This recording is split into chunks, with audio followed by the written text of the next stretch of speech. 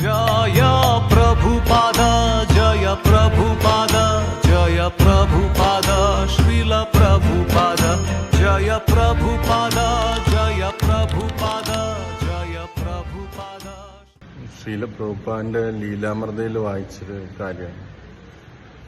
അതില് ശ്രീല പ്രഭുപാദ് ഇത് ജൂലൈ മാസം ആ സമയത്തുള്ള കാര്യമാണ്, 1977.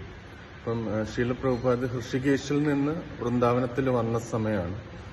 അപ്പം പ്രഭുപാദിന്റെ ആരോഗ്യം കുറഞ്ഞിരിക്കുന്ന സമയമാണ്. അപ്പം പ്രഭുപാദ് വൃന്ദാവനത്തിൽ തന്നെ തന്റെ അവസാന ലീല പൂർത്തിയാക്കാമെന്നുള്ള രീതിയിലാണ് ശ്രീല പ്രഭുപാദ് വന്നത്.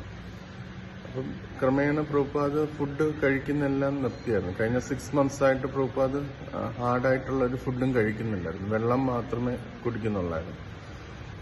അപ്പം വെള്ളവും ജ്യൂസ് അങ്ങനെ പാല് അത് മാത്രമേ കുടിക്കുന്നുണ്ടായിരുന്നു. അപ്പം ശ്രീല പ്രഭുപാദിനെ എൻകറേജ് ചെയ്യാൻ വേണ്ടി ഡിവോട്ടീസ് ശ്രമിക്കുമായിരുന്നു ഫുഡൊക്കെ കഴിക്കാനായിട്ട്. അങ്ങനെ തമാൽ കൃഷ്ണ മഹാരാജും മറ്റെല്ലാവരും പ്രഭുപാദിനോട് ഇവിടെ തന്നെ തുടരാനായിട്ട് പല പല റീസൺസ് പറയുമായിരുന്നു. ഒരു റീസൺ പറയുന്നത് ബംഗാളിലാണ്. ബംഗാളിൽ ഇത് ഈ 1 month കൂടെ കഴിഞ്ഞു കഴിഞ്ഞാൽ ഈ മഴയെല്ലാം മാറിക്കഴിഞ്ഞാൽ നല്ല ക്ലൈമറ്റാണ്, നല്ല ചൂടാണ്. പ്രഭുപാദിന് ആ ഹീറ്റ് സണ്ണിൽ നിന്ന് കഴിഞ്ഞാൽ പ്രഭുപാദിന്റെ എല്ലാവിധ ആരോഗ്യ പ്രശ്നത്തിനും ഒരു പരിഹാരമാകും എന്നൊക്കെ ഇങ്ങനെ പറയാറ്. പിന്നെ പല പല ശിഷ്യന്മാർ വന്നിട്ട് അവരുടെ പ്രീച്ചിങ് റിപ്പോർട്ട് പ്രഭുപാദിന് വായിച്ചു കൊടുക്കുമായിരുന്നു. അപ്പോൾ റിയലി പ്രഭുപാദിന് ആ സമയത്ത് ഇൻസ്പയറിംഗ് ആയിട്ടുള്ള നല്ല പ്രീച്ചിങ് റിപ്പോർട്ട് കേൾക്കാനായിരുന്നു താല്പര്യം. അങ്ങനെ പ്രശ്നങ്ങളൊക്കെ കേൾക്കാനായിട്ട് വലിയ താല്പര്യമില്ലായിരുന്നു. അപ്പം ഡിവോട്ടീസ് എല്ലാം വന്ന് അവരുടെ ഇന്ന രീതിയിൽ നല്ല രീതിയിൽ പ്രീച്ചിങ് നടക്കുന്നുണ്ട് എന്നുള്ള കാര്യങ്ങളൊക്കെ പറയും. ഈസ്റ്റേൺ യൂറോപ്യൻ കൺട്രീസിൽ ഘനശ്യാം ദാസ് എന്ന് പറഞ്ഞ ഡിവോട്ടി വളരെയധികം ബുക്ക് ഡിസ്ട്രിബ്യൂഷൻ ചെയ്യുന്ന കാര്യം പറഞ്ഞപ്പോൾ അത് പ്രഭുപാദിന് വളരെ സന്തോഷമായി. പിന്നെ തുളസിദാസ് എന്ന് പറഞ്ഞൊരു ഡിവോട്ടി, അദ്ദേഹം സൗത്ത് ആഫ്രിക്കയിൽ ഒരു ഫാം കമ്മ്യൂണിറ്റി തുടങ്ങുന്ന കാര്യം പറഞ്ഞപ്പം അദ്ദേഹത്തിന് ശ്രീല പ്രഭുപാദിന് വളരെ സന്തോഷമായി. അങ്ങനെ പ്രഭുപാദ് പല രീതിയിൽ ഇങ്ങനെ സംസാരിച്ചുകൊണ്ടിരിക്കും. പല ഡിവോട്ടി മുതിർന്ന ശിഷ്യന്മാർ വരികയും അവരെയൊക്കെ സ്നേഹത്തോടെ നോക്കുകയും അവരോടൊക്കെ സംസാരിക്കുകയൊക്കെ ചെയ്യുമായിരുന്നു പ്രഭുപാദ്. പ്രഭുപാദിനോട് തമാൽ കൃഷ്ണ മഹാരാജ് പറഞ്ഞു, അങ്ങയുടെ ഗോഡ് ബ്രദേഴ്സും അങ്ങയുടെ ആരോഗ്യത്തിന് വേണ്ടി പ്രാർത്ഥിക്കുന്നുണ്ട് എന്ന് പറഞ്ഞു. അപ്പോൾ പ്രഭുപാദ് അപ്പോഴാണ് പറഞ്ഞത്, ആക്ച്വലി നിങ്ങളുടെ പ്രാർത്ഥന കൊണ്ടാണ് ഞാൻ കണ്ടിന്യൂ ചെയ്യുന്നത്, അതർവൈസ് ഞാൻ ഒരു 6 months ആയിട്ടൊന്നും കഴിച്ചിട്ടില്ല. അപ്പോൾ അല്ലാതെ ഒരാൾക്ക് അങ്ങനെ തുടരാൻ പറ്റത്തില്ല, നിങ്ങളുടെ പ്രാർത്ഥന കൊണ്ടാണ് കണ്ടിന്യൂ ചെയ്യുന്നതെന്ന് പറഞ്ഞു. കൃഷ്ണൻ ഭക്തവത്സലനാണ്. കൃഷ്ണൻ ചിലപ്പം വിചാരിക്കുന്നുണ്ടാവും ഞാൻ വെസ്റ്റേൺ കൺട്രീസിലേക്ക് ഒന്നും കൂടെ പോകണം എന്ന് വിചാരിക്കുന്നുണ്ടാകും, അതുകൊണ്ടാണ് ഞാൻ സീരിയസ് ആയിട്ട് കൺസിഡർ ചെയ്യുന്നതെന്ന് ഇങ്ങനെ ശ്രീല പ്രഭുപാദ് പറഞ്ഞു.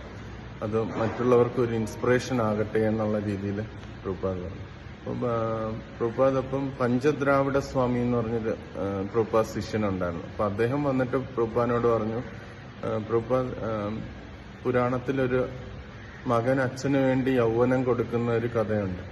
അച്ഛൻ വാർദ്ധക്യത്തിലെത്തിയപ്പോഴത്തേനും മകൻ തന്റെ യൗവനം അച്ഛന് കൊടുക്കുന്ന ഒരു കഥയാണ്. അതുകൊണ്ട് ഞാൻ അങ്ങയുടെ വാർദ്ധക്യം എടുത്തിട്ട് എന്റെ യൗവനം ഞാൻ അങ്ങയ്ക്ക് തരാം എന്ന രീതിയിൽ ഇങ്ങനെ പഞ്ചദ്രാവിഡ സ്വാമി ശ്രീല പ്രഭുപാദിനോട് പറഞ്ഞു.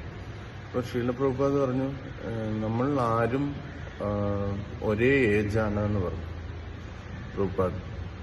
നമ്മൾ ഒരേ ഏജാണ്. വൈകുണ്ഠത്തില് ഇത് ശരീരം സംബന്ധിച്ച് ശരീരത്തിനാണ് ഏജ് വരികയും ഏജ് കൂടുകയും കുറയുകയൊക്കെ ചെയ്യുന്നത്. യഥാർത്ഥത്തിൽ ആത്മാവിന് എപ്പോഴും ഒരേ ഏജാണ്. നമ്മളെല്ലാവരും ആത്മീയ ലോകത്തില് എല്ലാവരും ഒരേ ഏജില് നിത്യ യൗവനമാണ് എന്ന് ഇങ്ങനെ ശ്രീല പ്രഭുപാദ് പറഞ്ഞു. എന്നിട്ട് പ്രഭുപാദ് അദ്ദേഹത്തിനോട് എന്നിട്ട് കുറച്ചു നേരം കഴിഞ്ഞിട്ട് പ്രഭുപാദ് ഇങ്ങനെ പറഞ്ഞു, നിങ്ങളെ കൂടുതൽ കാലം ഇവിടെ നിന്നിട്ട് നിങ്ങൾ പ്രചരണം ചെയ്യുന്നിങ്ങനെ ശ്രീല പ്രഭുപാദ് പറഞ്ഞു. അപ്പൊ എല്ലാ ശിഷ്യന്മാരും നമസ്കരിച്ചിട്ട് തിരിച്ച് ഇറങ്ങിയ സമയത്ത് പ്രഭുപാദ് ഇങ്ങനെ ദീർഘശ്വാസം എടുത്തിട്ട് പറഞ്ഞു, these are my last days എന്ന് പ്രഭുപാദ് ഇങ്ങനെ പറഞ്ഞു. അപ്പൊ അതിൽ നിന്ന് സത്സ്വരൂപ മഹാരാജ് പറഞ്ഞിരുന്നത്, ഓരോ നിർദ്ദേശങ്ങളും പ്രഭുപാദ് നമ്മളെ ആത്മതത്വമാണ് യഥാർത്ഥത്തിൽ ഉപദേശിച്ചിരുന്നത്. നമ്മൾ ആത്മാവാണ്, ഈ ശരീരം ഇന്നല്ലെങ്കിൽ നാളെ നഷ്ടപ്പെടുന്ന കാര്യമാണ്. ഇതിന്റെ വരികയും പോകുന്നതിന് ഓർത്ത് ഒരു വ്യക്തിയും വിഷമിക്കേണ്ട ആവശ്യമില്ല. ഇത് നമ്മുടെ ആത്മാവ് എന്നെന്നും ശാശ്വതമാണ്, എന്നെന്നും യൗവനമായിട്ട് ഉണ്ടാകും എന്നുള്ളൊരു കാര്യം ശീല പ്രഭുപാദ് പറഞ്ഞു.